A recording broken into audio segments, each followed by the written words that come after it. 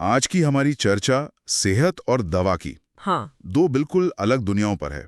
हमारे पास जो स्रोत हैं वे एक तरफ आज की मॉडर्न दवा आधारित व्यवस्था और दूसरी तरफ एक कुरान पर आधारित हेल्थ सिस्टम का काफी गहरा विश्लेषण करते हैं। जी। तो आज हम ये समझने की कोशिश करेंगे कि ये दोनों सिस्टम सोचते कैसे हैं, इनके बुनियादी उसूल क्या हैं, और खासकर जब टाइप 2 डायबिटीज जैसी आम बीमारी की बात आती है तो इनका नजरिया और इलाज का तरीका कैसे एक जम पलट जाता है।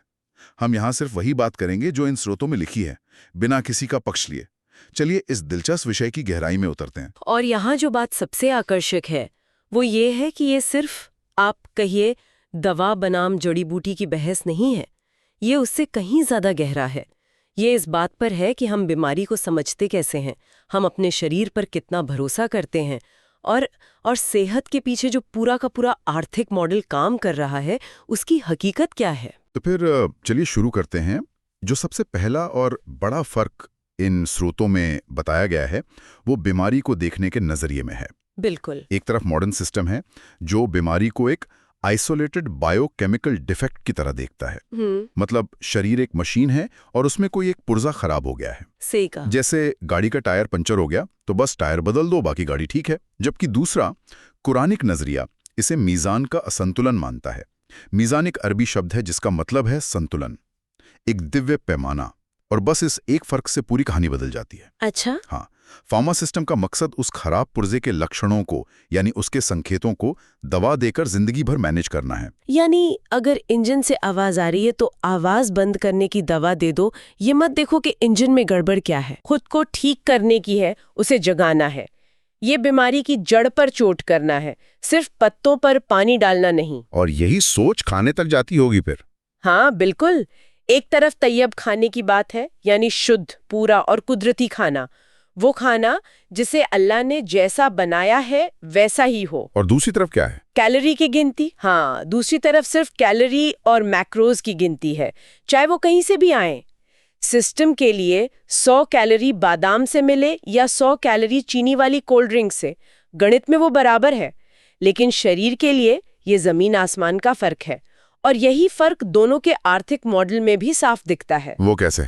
मतलब एक सस्ता है और एक महंगा? उससे भी ज्यादा। स्रोतों के मुताबिक कुरानिक प्रणाली में खर्च बहुत कम है, क्योंकि ये समुदाय और ज्ञान पर आधारित है। इसमें अनुशासन और जीवन शैली पर जोर है। दूसरी तरफ की प्रणाली मुनाफे पर चलती है, जहां बीमारी का मैनेजमेंट अपने आप में एक खरबों डॉलर का बाजार है। स्रोत इस पूरी स्थिति को कुरान की एक आयत से जोड़कर देखते हैं। कौन सी आयत? सूरा अर-रूम की आयत 41 से। जमीन और समंदर में फसाद यानी भ्रष्टाचार फैल गया है लोगों के अपने हाथों की कमाई की वजह से। एक मिनट, ये तो बहुत बड़ा एक बहुत बड़ा आरोप है। क्या स्रोत ये कह रहे हैं कि पूरा फूड और हेल्थ केयर सिस्टम एक दूसरे से जुड़ा हुआ है और ये गठजोड़ जानबूझकर लोगों को बीमार बनाए रखने से फायदा कमाता है? क्या ये किसी साजिश की तरह है? साजिश कहना शायद सही शब्द ना हो। स्रोत इसे एक सिस्टमिक डिजाइन कहते हैं। ऐसा नहीं है कि कुछ लोग एक कमरे में बैठकर ये प्लान बना रहे हैं, बल्कि ये एक ऐसा आर्थिक मॉडल है जिसके इंसेंटिव यानी प्रोत्साहन ही ऐसे हैं। फूड कंपनियों का फायदा ज्यादा से ज्यादा प्रोसेस्ड, लत लगाने वाला सामान बेचने में है, और फार्मा कंपनियों का फायदा उस सामान से होने वाली बीमारियों का मैनेजमेंट बेचने में है। अच्छा, तो दोनों के लक्ष्य एक दूसरे को ताकत देते हैं। बिल्कुल, चाहे वो जानबूझकर हो या अनजाने में। स्रोत इसे ऐसे समझाते हैं, एक हाथ से बीमारी पैदा करो और दूसरे हाथ से उसका इलाज बेचो। ये सुनकर तो किसी के भी होश उड़ जाएं। इस नजरिए से तो डॉक्टर और मरीज का रिश्ता भी बदल जाता होगा। पूरी तरह से। स्रोत इसे ज्ञान का हस्तांतरण बनाम प्रोटोकॉल का पालन का फर्क बताते हैं। एक सिस्टम में मरीज अपने शरीर का एक जिम्मेदार प्रबंधक है और डॉक्टर एक सलाहकार या गाइड है जो उसे ज्ञान देता है। डॉक्टर आपको सिखाता है कि शरीर कैसे काम करता है ताकि आप खुद सही फैसले ले सकें। और दूसरे सिस्टम में मरीज एक निष्क्रिय ग्राहक बन जाता है जिसे बस डॉक्टर का लिखा नुस्खा मानना है, और डॉक्टर एक तकनीशियन बन जाता है जो प्रोटोकॉल के तहत दवा लिखता है। अगर ए लक्षण है तो बी दवा दो। लेकिन क्या ये डॉक्टरों के लिए ज्यादा आसान नहीं है? अगर दिन में 50 मरीज देखने हो तो हर किसी को ज्ञान देना तो मुमकिन नहीं। और यही तो वो सिस्टम की खामी है जिसे स्रोत उजागर करते हैं। ये डॉक्टरों की नहीं, सिस्टम की समस्या है जो उन्हें ज्ञान देने वाले शिक्षक की जगह सिर्फ दवा देने वाला प्रदाता बना देता है। मरीज के व्यक्तिगत हालात या उसकी अपनी जिम्मेदारी के लिए बहुत कम जगह बचती है। ये फिलॉसफी के लेवल पर तो बहुत बड़ी बातें हैं, संतुलन, प्रकृति, जिम्मेदारी। लेकिन जब तक हम इसे किसी असली बीमारी पर लागू करके ना देखें, ये सब थोड़ा हवाई लग सकता है। स्रोतों में क्या किसी खास बीमारी जैसे डायबिटीज को इस नजरिए से देखा गया है? बिल्कुल। और जब हम टाइप 2 डायबिटीज को इस चश्मे से देखते हैं तो ये सारी बातें ठोस शक्ल ले लेती हैं। सबसे पहली और बड़ी गलतफहमी जिसे स्रोत दूर करते हैं वो ये है कि टाइप 2 डायबिटीज शुरुआत में इंसुलिन की कमी की बीमारी है ही नहीं। अच्छा, तो फिर ये है क्या? ये असल में इंसुलिन रेजिस्टेंस की बीमारी है। इसका मतलब है कि शरीर में इंसुलिन तो जरूरत से ज्यादा बन रहा है, लेकिन कोशिकाएं यानी सेल्स उस पर कोई प्रतिक्रिया नहीं दे रही हैं। एक बहुत अच्छी मिसाल दी गई है, जैसे कोई आपके दरवाजे पर दस्तक तो दे रहा है, लेकिन अंदर से कोई दरवाजा ही नहीं खोल रहा। इंसुलिन खून से शुगर को सेल्स में ले जाने की दस्तक दे रहा है, पर सेल्स बहरे हो गए हैं। कमाल की मिसाल है। तो दरवाजा खुल क्यों नहीं रहा? इसका कारण क्या बताया गया है? स्रोतों के मुताबिक इसका मूल कारण सालों से चली आ रही खराब जीवन शैली है। बहुत ज्यादा चीनी, मैदे जैसी रिफाइंड चीजें, इंडस्ट्रियल सीड ऑयल्स का इस्तेमाल। और दिन भर बैठे रहना। हाँ, और दिन भर बैठी रहना। लेकिन सिस्टम इसे कैसे पेश करता है? एक लाइलाज बीमारी की तरह। हाँ, यही तो कहा जाता है कि एक बार हो गई तो जिंदगी भर रहेगी। इसे एक आजीवन चलने वाली प्रगतिशील बीमारी के रूप में बेचा जाता है, जिसके लिए जिंदगी भर दवाएं खाना जरूरी हैं। ये बताया जाता है कि ये बढ़ती उम्र और आपकी जीन्स का नतीजा है और इसे बस मैनेज किया जा सकता है, पलटा नहीं जा सकता। ये तो एक तरह से मरीज को ये यकीन दिलाना है कि उसकी हालत स्थायी है और वो बाहरी मदद यानी दवाओं के बिना लाचार है। बिल्कुल। लेकिन हमें ये भी मानना पड़ेगा कि मेटफॉर्मिन और इंसुलिन जैसी दवाओं ने लाखों लोगों की जान बचाई है और उनकी जिंदगी बेहतर की है। क्या स्रोत किस बात को पूरी तरह से नजरअंदाज कर देते हैं? कहीं ऐसा तो नहीं कि ये सिस्टम को जरूरत से ज्यादा विलन बना रहे हैं? ये बहुत जरूरी सवाल है और स्रोत इस बात को साफ करते हैं। वे इमरजेंसी मेडिसिन या टाइप 1 डायबिटीज जहां इंसुलिन बनता ही नहीं, उसकी अहमियत को बिल्कुल भी कम नहीं करते। आलोचना उस सिस्टम की है जो टाइप 2 डायबिटीज जैसी जीवन शैली से जुड़ी बीमारी को भी एक दवा निर्भर आजीवन समस्या बना देता है, जबकि उसे पलटा जा सकता है। अच्छा, यहीं से रास्ते अलग होते हैं? हाँ, यहीं से दोनों के रास्ते बिल्कुल अलग हो जाते हैं। कैसे? मतलब इलाज के पहले कदम में क्या फर्क है? कुरानिक दृष्टिकोण में, जैसा कि स्रोत बताते हैं, पहला कदम है उस चीज को हटाना जो समस्या पैदा कर रही है, यानी भोजन कम करना और उपवास, फास्टिंग करना। अगर शरीर में शुगर ज्यादा है तो बाहर से शुगर डालना बंद करो।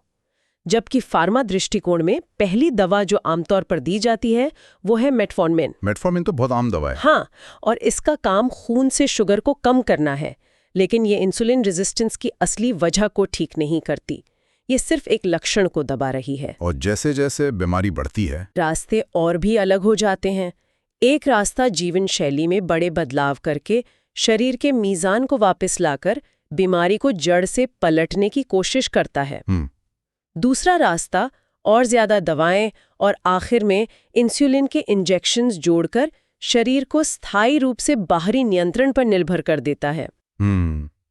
इस पूरे फर्क को समझाने के लिए स्रोतों में 2 मोटो यानी आदर्श वाक्यों का जिक्र है जो पूरी कहानी साफ कर देते हैं। हाँ, पहला कुरान की सूरा अल अराफ से है, खाओ और पियो लेकिन हद से ज्यादा मत करो।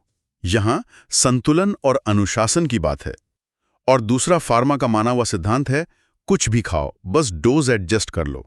मतलब अगर आपको केक खाना है तो खा लो, बस इंसुलिन का डोज बढ़ा लेना। यह शरीर को एक मशीन की तरह देखता है जिसमें बस सही मात्रा में केमिकल डालने की जरूरत है, चाहे कचरा कुछ भी डाल रहे हों। सही बात है। तो सिर्फ समस्या बताने के अलावा क्या ये स्रोत कोई हल भी सुझाते हैं, कोई प्रैक्टिकल ढांचा? बिल्कुल। ये स्रोत सिर्फ आलोचना करके नहीं छोड़ते, वे एक वैकल्पिक ढांचा भी पेश करते हैं जिसे तिब्बे नबवी या पैगंबरी चिकित्सा कहा जाता है। और ये सिर्फ एक किताबी विचार नहीं बल्कि एक व्यावहारिक समाधान के तौर पर रखा गया है, जिसमें बहुत सरल लेकिन बेहद ताकतवर सिद्धांत है। जैसे कि सबसे पहला है पेट का 1/3 नियम। एक हदीस में आता है कि इंसान अपने पेट से बुरा कोई बर्तन नहीं भरता, उसके जिंदा रहने के लिए कुछ निवाले ही काफी हैं।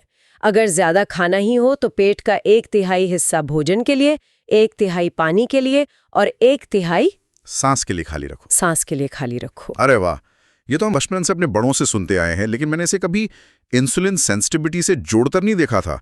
ये तो कमाल की बात है कि सदियों पुरानी एक सलाह के पीछे अब इतना गहरा विज्ञान मिल रहा है। यही तो खूबसूरती है।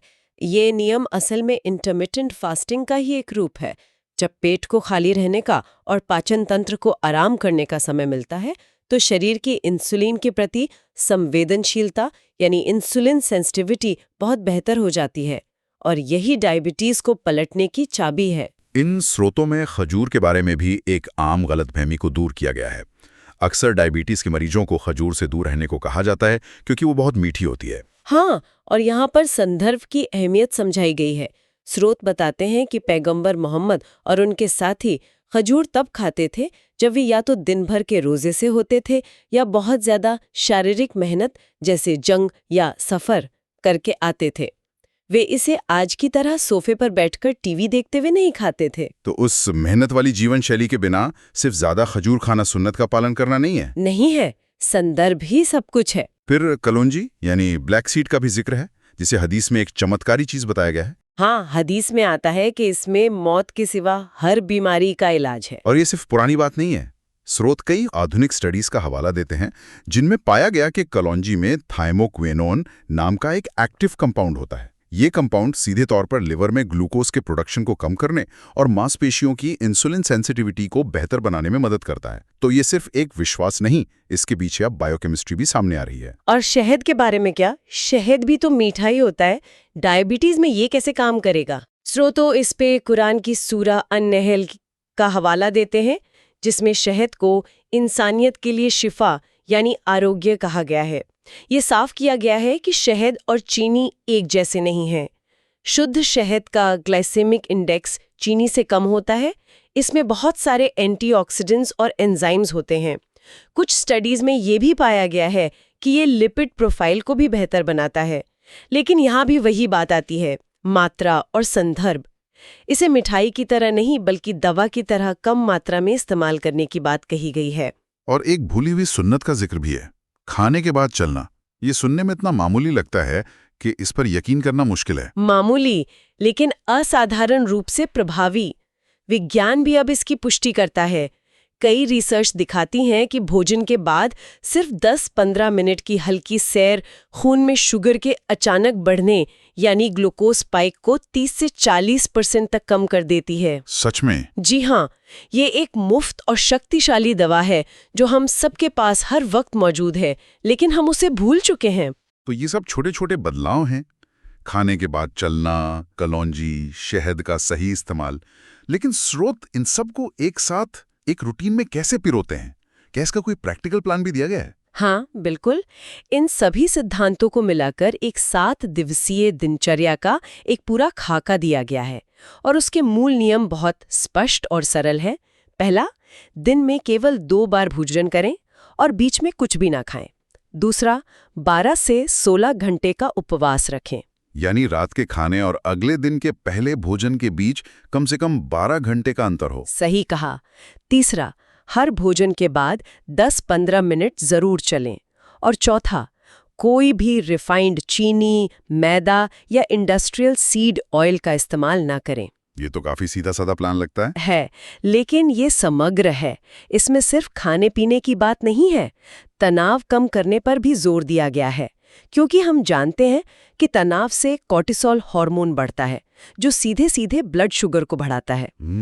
तो ये शरीर और मन दोनों के लिए एक मुकम्मल नजरिया है। तो इस पूरी चर्चा को अगर समेटना हो तो इन स्रोतों से हमने क्या सीखा? मेरे हिसाब से स्वास्थ्य के 2 बिल्कुल अलग प्रतिमान हमारे सामने रखे गए हैं। एक वो जो शरीर को एक नाजुक मशीन की तरह देखता है, जिसे भारी रासायनिक मदद और लगातार कंट्रोल की जरूरत है। और दूसरा वो जो शरीर को अल्लाह की ओर से दी गई एक अमानत यानी एक पवित्र धरोहर के रूप में देखता है, जिसके कुदरती मीज़ान यानी संतुलन को बनाए रखना हमारी जिम्मेदारी है। इसका आखिरी संदेश क्या है? क्या हमें दवाएं फेंक देनी चाहिए? बिल्कुल नहीं। इसका अंतिम निष्कर्ष ये है कि ये स्रोत आधुनिक दवा को पूरी तरह अस्वीकार नहीं करते। वे जानते हैं कि एक्सीडेंट्स, इन्फेक्शन या इमरजेंसी में इसकी क्या अहमियत है।